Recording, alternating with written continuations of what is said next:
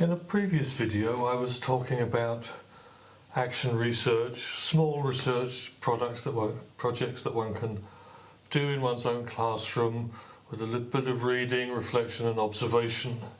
And today I want to talk about some reflections on classroom management.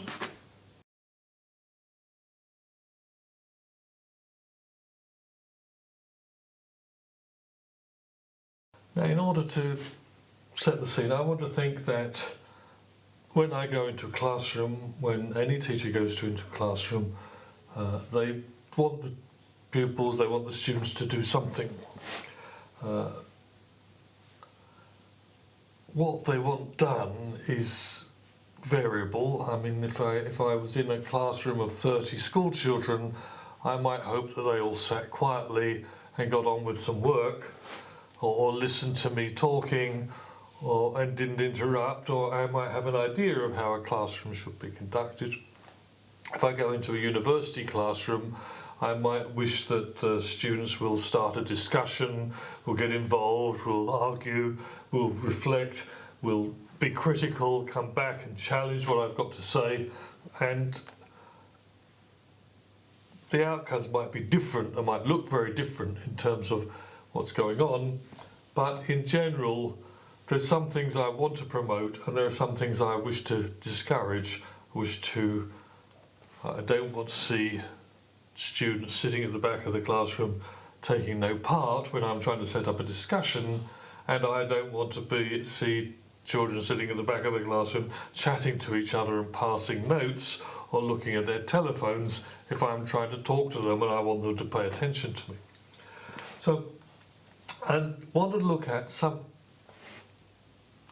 situation where I'm trying to achieve something, trying to get each of the people involved, each of the students involved, to do something.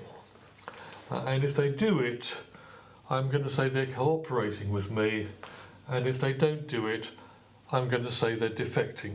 Now, it's a language that's borrowed from Prisoner's Dilemma, so conforming and defecting are not exactly how I should be wanting to talk about my classroom normally, but the cooperating and doing the opposite of whatever cooperating is are the two states that I want to think about. And I want to think about a scale. I'm going to draw a graph. So I want to draw a scale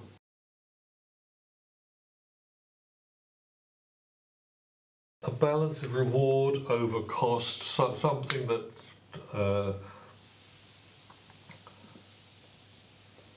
they're going to get out of this lesson. They're going to get my attention, they're going to get high marks, whatever it is, they're going to get some kind of reward, prestige among their peers, something, and because when they cooperate they'll get something. When they don't cooperate, they may get more of my attention, more of my time. They may get more.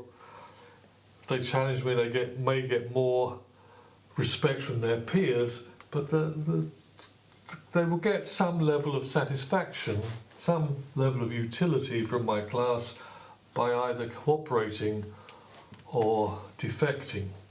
And what I want to arrange is that for a pupil,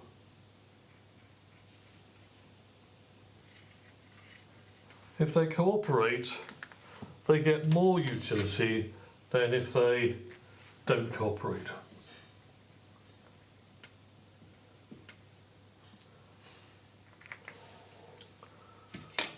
Well, that's all very well. That's one pupil. But I have in my class 30 pupils.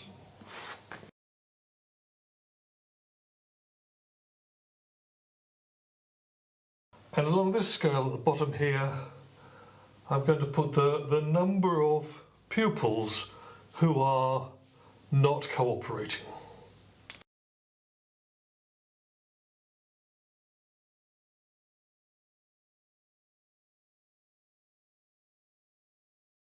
So if everybody's cooperating, the pupil I'm dealing with at the moment will get a certain level of satisfaction if they cooperate, and a certain level of satisfaction if they don't cooperate. And then if one child starts not to cooperate, will be just here, and if I'm a good textbook teacher, by cooperating or defecting, the reward should be the same. Good textbook teacher should be able to be consistent, should be able to make sure that the rewards and incentives for pupils are the same whatever is going on in the classroom. It should always be to the pupil's advantage if they cooperate rather than defect. Well, that's the textbook teacher. But I'm not a textbook teacher, so let me quickly remove those lines and think about a different scenario.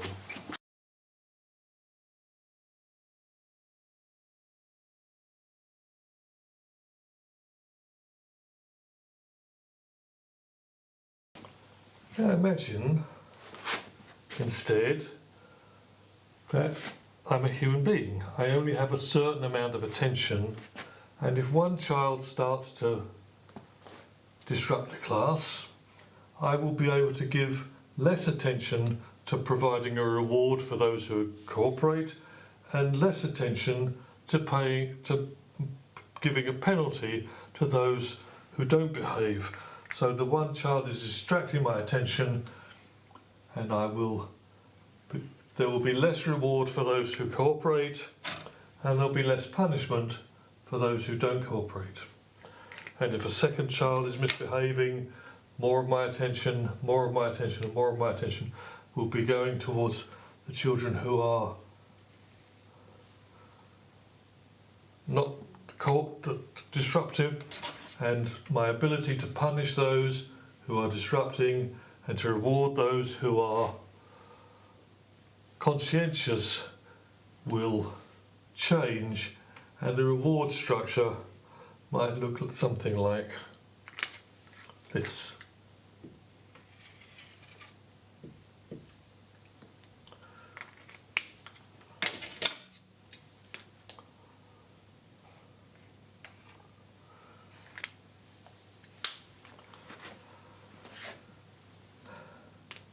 Now, if 5 children are misbehaving, then there's still an incentive to them to cooperate. The rewards for cooperating are still greater than the rewards for disrupting. So if this is the case, a child here will look at that and say, better off conforming than disrupting, so let the whole classroom will move this direction. That child will behave and the classroom will move that way. But if we reach a critical point, we reach this critical point, beyond that point, the rewards for disrupting are greater than the rewards for cooperating. And if that happens, if a child looks at that situation and sees that I can have more fun by disrupting this class than I get in terms of any kind of reward the teacher can give me for cooperating, and the teacher is now so distraught that they're not going to be able to control the classroom will move that way until it is completely disrupted. Think about that this classroom in this situation, with this structure of rewards and punishment, is stable so long as not too many people disrupt.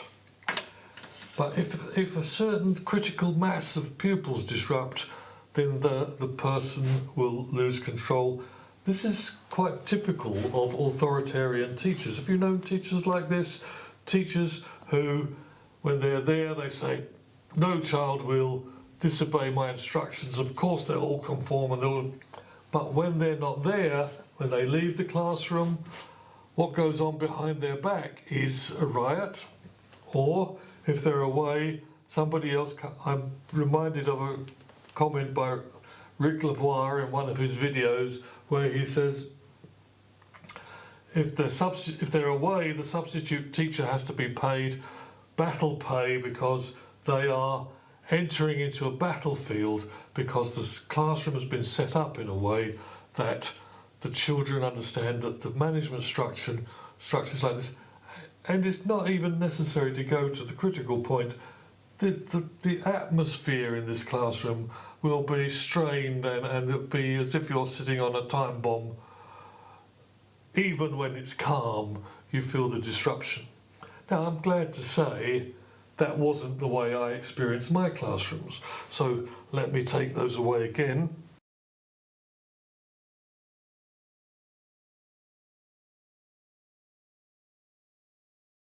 And let me say that as a young teacher, I was probably content if the children got on and did their work, if they were cooperating. And I would pay more attention to those who were not cooperating and were disrupting.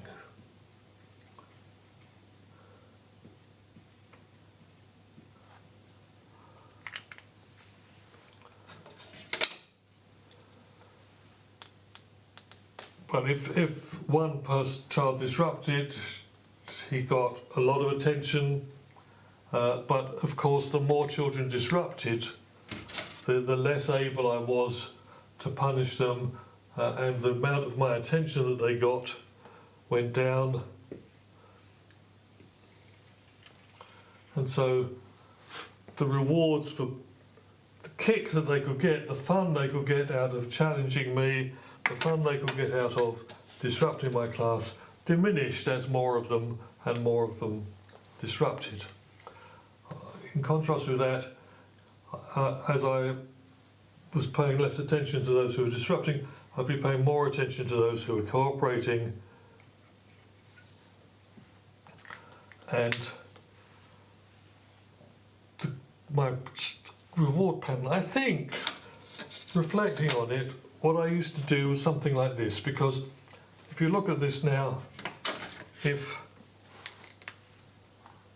nobody is disrupting, the rewards for disrupting, the fun you can get out of it increases, and the classroom will move that way. And if there's a lot of people disrupting, the rewards of concentrating and working, cooperating are higher, and so the classroom will move this way.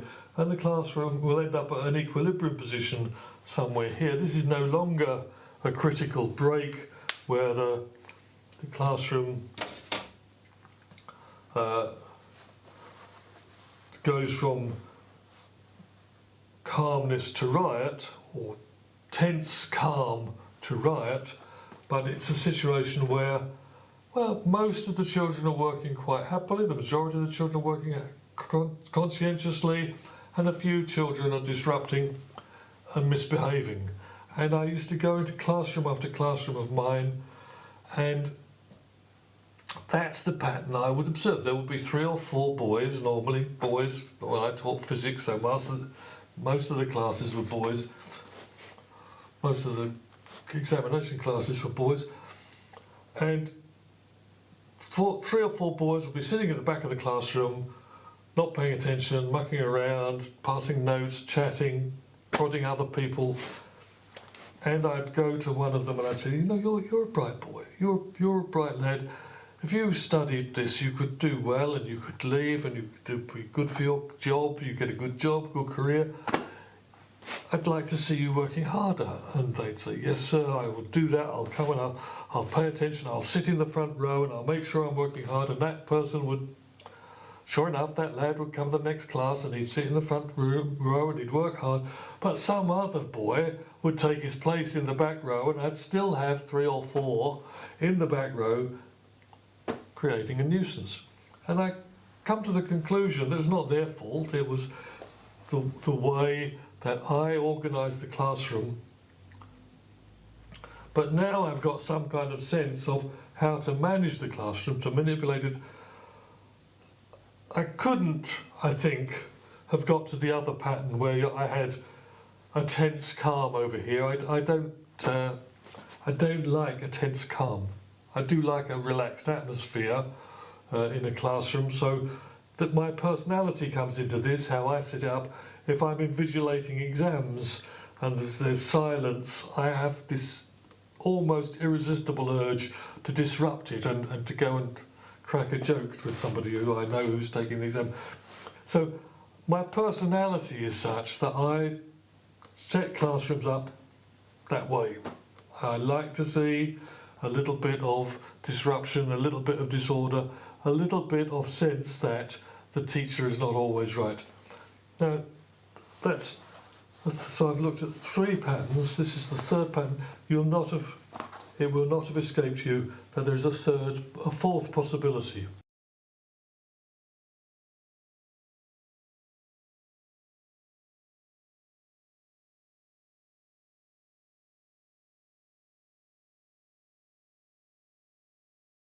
And the 4th possibility is that whatever state the classroom is in, the incentive to disrupt is always greater than the incentive to cooperate.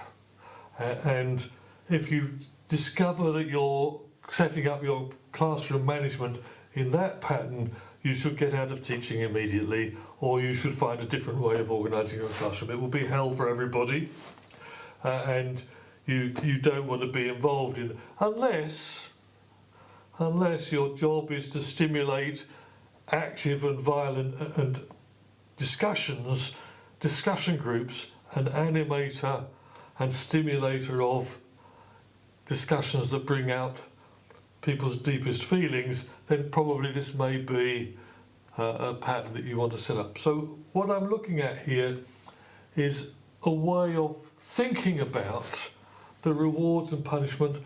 And I understand, and I've tried to stress through this, that what's a reward to one person is a punishment to another person. Being left on my own is fine for me.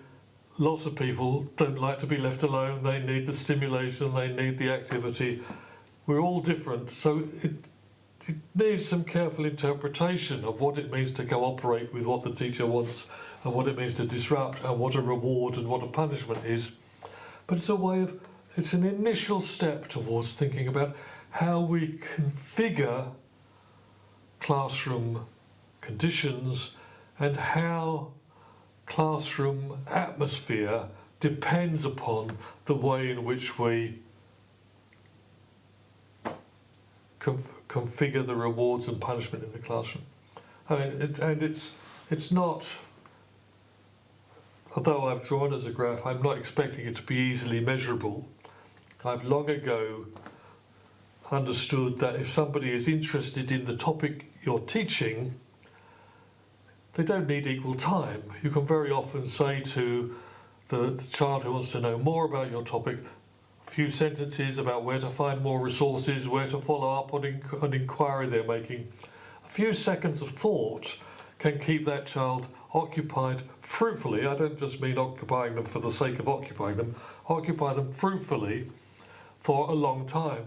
So I understand that it's not an easy thing to imagine how this could be quantified, but just what I'm interested in is the shape of the thing, the fact that we can see that different configurations of reward and punishment will lead to different patterns of behaviour, and it's actually very easy to be a teacher and not be self-aware about how you structure your classroom. You can go in there, as I did every day, and see 3 or 4 boys sitting in the back row thinking, what can I do to get rid of that? It's a terrible problem. And it was part of the way I organised my life, and it was my fault. Or maybe it wasn't my fault, maybe it was the way I like to run my classroom. But now I have new tools to think about whether I want to make a change, whether I want to change the way I do things, whether I want to continue and find some other workarounds to the fact that I've got this particular personality flaw that shows up in my classroom management. So again, the lesson is about using theoretical frameworks to look at what you're doing in your professional life. I call that research. And it's not all of research comes under that category, but it's a part of research, and it's an important part if we're going to improve our professional practice.